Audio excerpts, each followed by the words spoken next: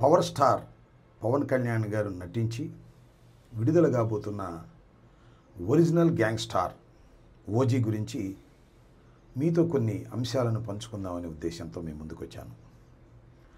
ఇప్పుడు రాష్ట్రంలో సినిమా అభిమానులు, అదేవిధంగా రాజకీయ అభిమానులు కూడా ఓజీ విజయవంతం అవుతుందా లేదా అనే దానికోసం ఎదురు చూస్తున్నారు.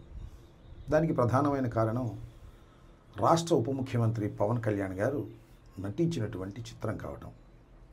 దానితో పాటు ఇంతకుముందు రిలీజ్ అయినటువంటి 2 చిత్రాలు, అది బ్రో కానివ్వండి, హరిహర వీరమల్లు కానివ్వండి, అనుకున్నంత విజయాన్ని సాధించలేకపోవడం వల్ల ఈ ఒరిజినల్ గ్యాంగ్స్టార్ చాలా ప్రతిష్టాత్మకంగా తీస్తున్నటువంటి చిత్రం కాబట్టి ఇది ఏ విధంగా ఆడుతుంది అనేది అందరిలోనూ చిన్న ఉత్కంఠత ఉంది.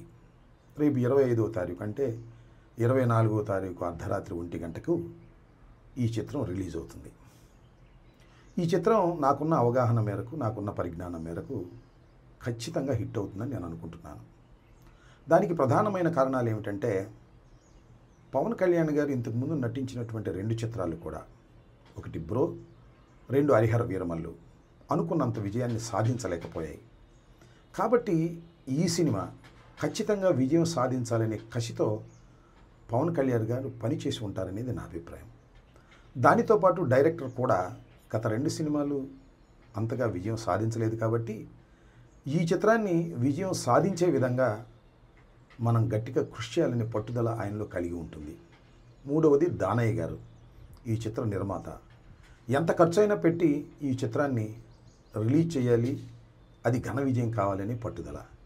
ఈ పట్టుదల మధ్యన జరిగినటువంటి ఈ చిత్ర షూటింగ్ వల్ల కొంత మెరుగైనటువంటి ఫలితాలు వస్తాయని, ఖచ్చితంగా ఈ సినిమా అన్ని జాగ్రత్తలు తీసుకుని ఉంటారని నేను భావిస్తున్నాను. ఆ నమ్మకంతోనే ఈ సినిమా విజయవంతమవుతుందని నేను భావిస్తున్నాను. హరిహర వీరమల్లు చాలా హడావుడిగా తీశారు. అనుకున్న స్థాయిలో చివరిలో గ్రాఫిక్స్ కూడా సరిగా చేయలేకపోయారు.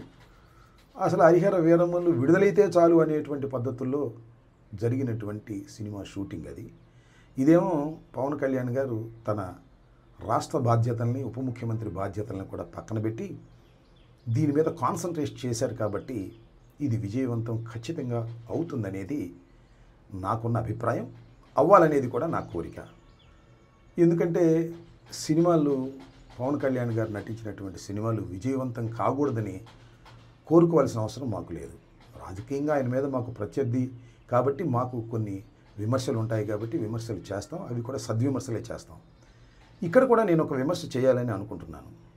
అదేమిటంటే, పవన్ కళ్యాణ్ గారు అపోజిషన్లో ఉన్నప్పుడు, మేము అధికారంలో ఉన్నప్పుడు, అంతకు ముందు కూడా తెలుగుదేశం అధికారంలో ఉన్నప్పుడు కూడా చాలా విషయాలు మాట్లాడారు. అవినీతి గురించి మాట్లాడారు, అక్రమాల గురించి మాట్లాడారు. నేను ఇవాళ మనవి చేస్తున్నా, పవన్ కళ్యాణ్ గారు మీరు ఉప ముఖ్యమంత్రిగా ఉన్నప్పుడు మీరు నటించినటువంటి చిత్రం రిలీజ్ రోజున 1000 రూపాయలు మీరు టికెట్ పెట్టారే, ఇది అవినీతి కాదా? ఇది అధికార దుర్వినియోగం కాదా అనేది నా ప్రశ్న. సరే, దులపరించుకుపోతానంటే నేను చేయగలిగింది ఏమీ లేదు.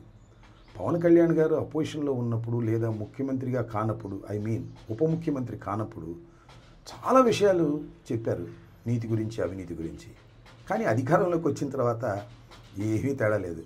తెలుగుదేశం ఎంత అవినీతికరమైన రాజకీయ పార్టీనో, నేను కూడా దాంతో పోటీపడి అవినీతి చేసుకునేటటువంటి వ్యక్తిని అనేటువంటి భావన కలిగే విధంగా రాష్ట్ర ప్రజానీకానికి మీరు కలిగిస్తున్నారు.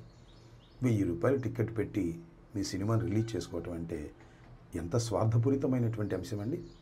నాకు తెలియక అడుగుతాను. మీరు ఇవాళ చాలా విషయాల గురించి మాట్లాడుతున్నారు, నీతి గురించి మాట్లాడుతున్నారు. నేను ఒకటి మాత్రం చాలా స్పష్టంగా చెప్పదలుచుకున్నాను. పవర్ స్టార్కి, గ్యాంగ్ స్టార్కి కూడా మీరు అవినీతికి హద్దులు లేని విధంగా ప్రవర్తన చేస్తున్నారు మీ కూటమి ప్రభుత్వం. చివరకు మీరు నటించిన చిత్రాన్ని కూడా అవినీతిమయం చేసేటటువంటి కార్యక్రమం చేస్తున్నారు. ఇది చాలా దురదృష్టకరమైనటువంటి పరిణామం. మీరెవరికి నీతులు చెప్పినా అది సమంజసంగా ఉండదనే విషయాన్ని మీరు ఇప్పుడైనా గమనించాలని కోరుకుంటూ, మీ గ్యాంగ్ స్టార్ అద్భుతమైన విజయాన్ని సాధించాలని, దానయ్య గారికి అద్భుతమైన దండిగా డబ్బులు రావాలని, మీరు సినిమా హీరోగా పేరు ప్రఖ్యాతులు తెచ్చుకోవాలని, కొణిదెల కుటుంబానికి మరింత గౌరవాన్ని తీసుకురావాలని ఈ సందర్భంగా మనస్ఫూర్తిగా కోరుకుంటున్నాను.